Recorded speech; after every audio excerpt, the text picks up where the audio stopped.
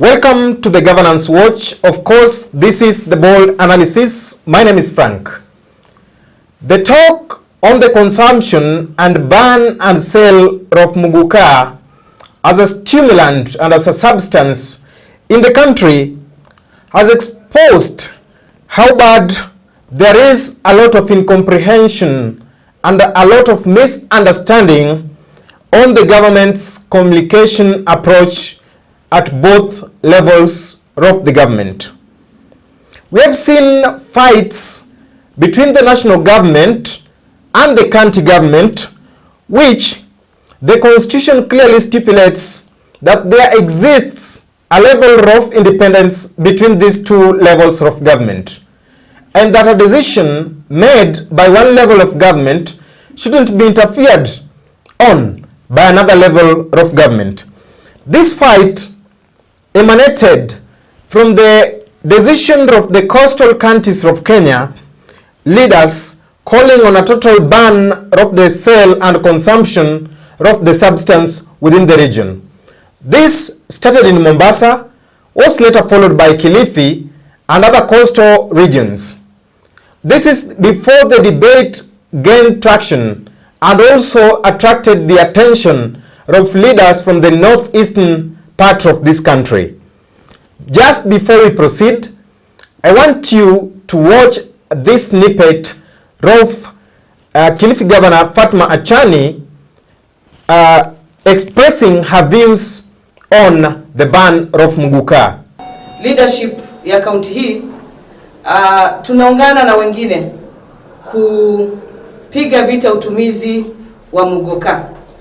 Of course hatutoweka ban kwa utumizi wa Muguka kwa sababu ya kisheria, lakini pia tunawafuatilia zile njia za kisheria ili kuhakikisha utumizi wa Muguka unakuwa regulated. Mawiki yaliyopita bunge limezunguka kaunti nzima kuchukua maoni kutoka kwa wananchi katika Kwale County Finance Bill 2024, na inshallah wakati bill imepitishwa, sisi kama executive tutaimplement hiyo finance bill kulingana na vile ambavyo wananchi wa Kwale wametaka. Na niwaulize tu wazazi na kila mmoja wetu, pia wale watumizi ambao wanatumia Muguka, na si Muguka pekee, hata hard drugs, hata pombe, kama kitu chochote ambacho kinadhuru afya yetu, nafikiri kila mtu ana haki ya kuangalia umuhimu wa afya yake. Kwa hivyo niwaulize tu wote, si swala la viongozi, ni swala la sisi wote kuangalia ni vipi hata chakula pia kukitumia zaidi kinakuwa ni athari kwa afya. Well, that is Fatma Achani. Just moments after Fatma Achani spoke, the CS for Defense, Honorable Duale, who comes from the northeastern part of the country, joined and echoed almost similar sentiments on the consumption of Muguka. This is Honorable Duale.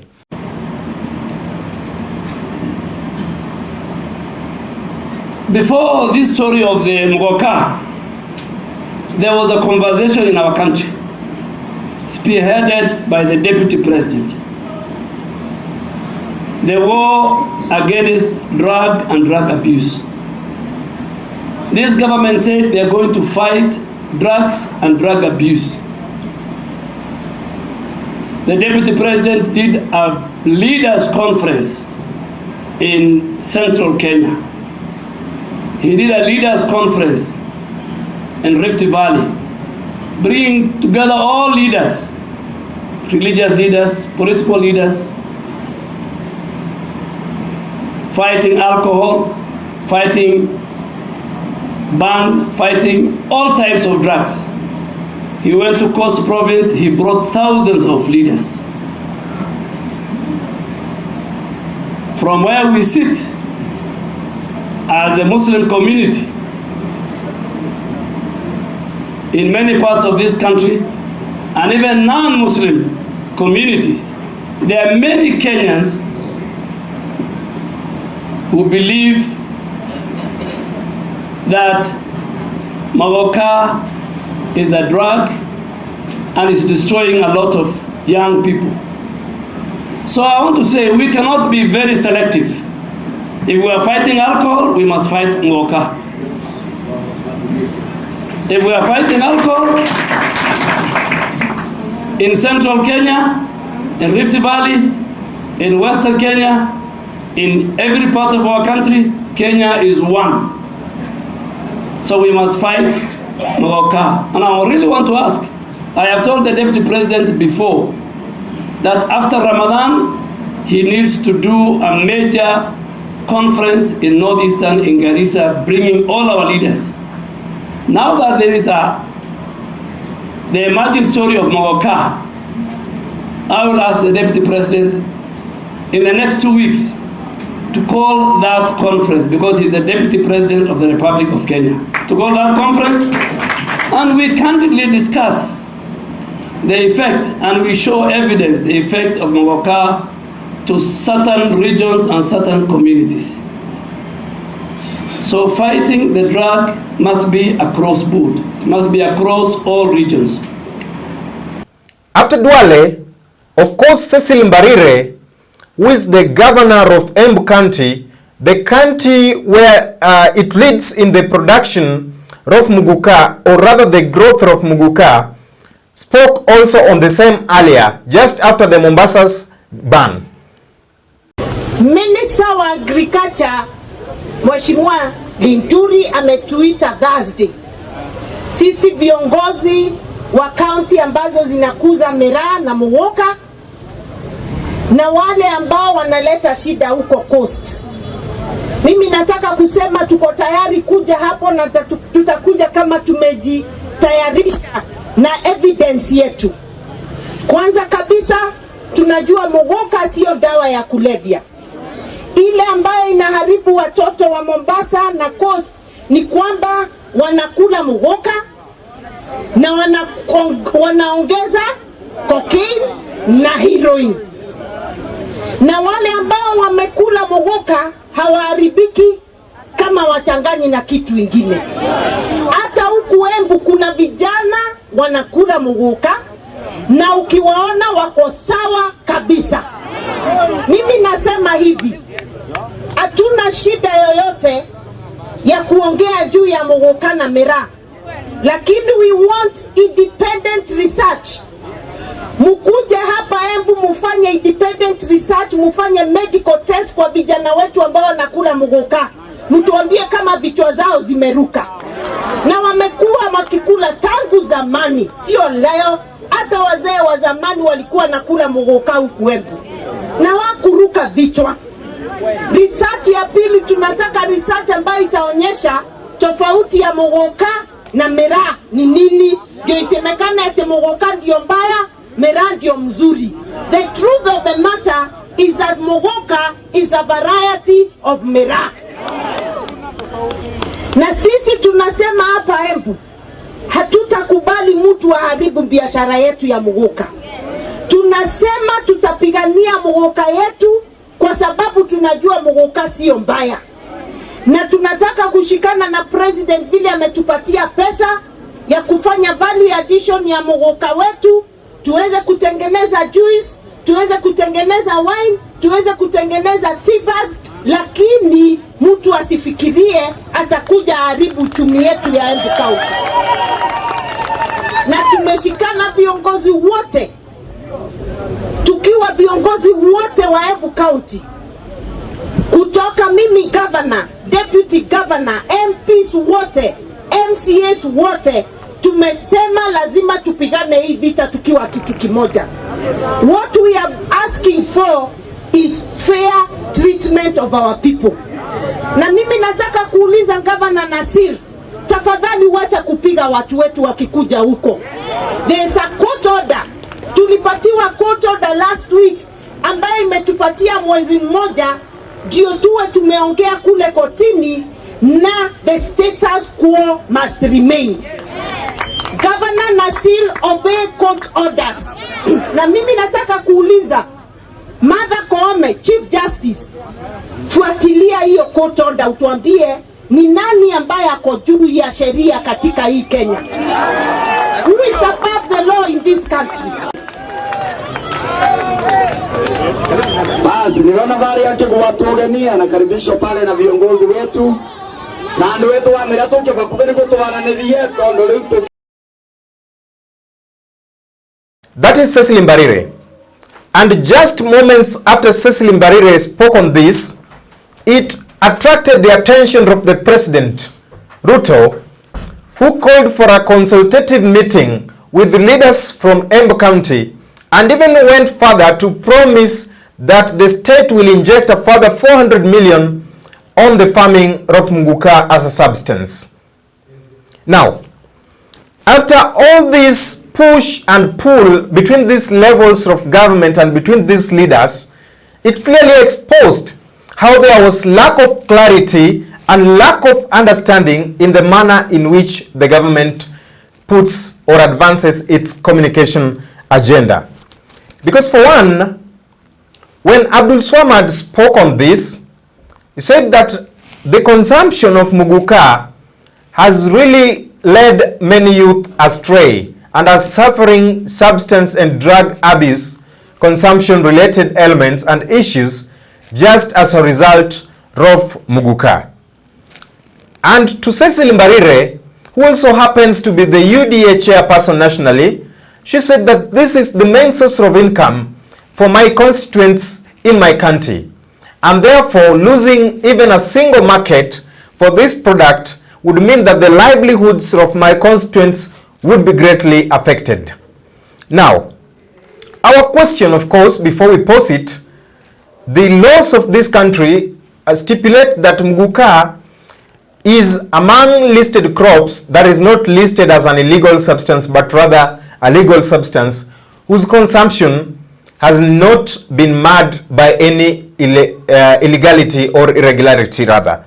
So, it is clearly evident that even the counties in this country have failed to enact legal regulatory frameworks that will guide on the sale and consumption of this substance. Because otherwise, if these laws did exist, then we would not be seeing this level of confrontation and push and pull between the leaders. If you ask me, in my humble opinion, the president got himself in an awkward situation just after calling the Embu leaders for a consultative meeting and promising to inject even more budget into the farming of this substance. And then the governor comes back and says that, you know what, we stand with our stand. That one really got the president in an awkward position. And you can actually question yourself and wonder, does the president really have communication advisors who really advise him candidly on the manner and way in which to advance his communications? That is a worry.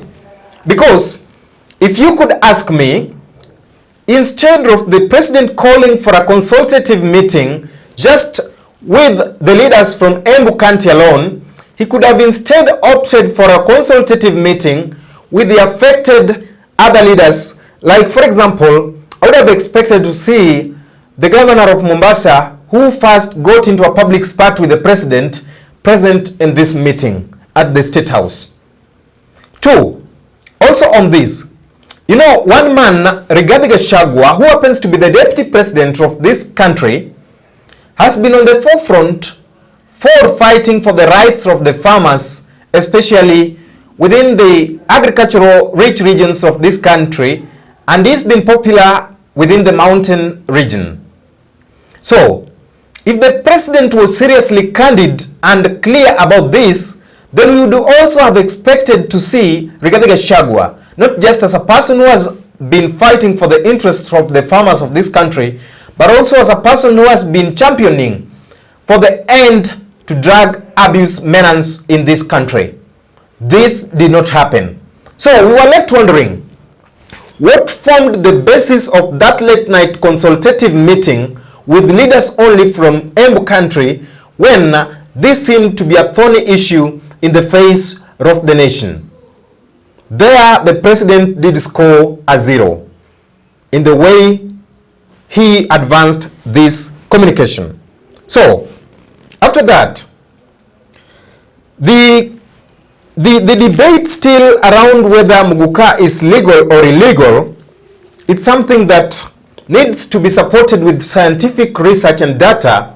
Scientists should come on board and do research to establish whether Muguka has some potency issues or some effects on the health of the consumers, not just the observatory ones that we are observing on a day-to-day basis. And you remember, there was a time even the 6 coastal leaders were to meet the cabinet secretary in charge of agriculture, Linturi, over this. But they declined to meet Linturi over claims that Linturi doesn't have the heart and interest of the Kenyan farmers at his heart, especially following the fertilizer scandal, that of course he was absolved by the parliament. Now, I want us to have a deeper look into this and try to establish a point on why the government seems to lack a clarity on the issue of Muguka as a substance or as a crop in the country. Number one, there seems to exist a dilemma on placing both the coastal and the Embu, the coastal leaders and the Embu community leaders. That one, the president was clearly in a dilemma on what to do and what not to do. That is why, just after Abdul Swamad issued an executive order banning the sale and consumption of this, the president called leaders from the Embu. Of course, politics can be alluded to this, because as per the president's communication body language, you could clearly feel it in the letter that the president issued, that indeed this is somebody who is just out to consolidate the Mount Kenya vote rich basket. That was his intention. That is even why he promised to add an additional 400 million into this. That is what he was trying to do, and it came at a time when already there were talks of division and disunity between him and his deputy. So there was that sense of appeal to the mountain constituents that, you know what, I still have your interests at heart. That is what happened. And at that first time, it was Mombasa County versus Embu County versus William Ruto. So after all, he was feeling, you know, in Mombasa County, the governor is not my governor. So it would be just easy to fight him. But when he saw the cabinet secretary in charge of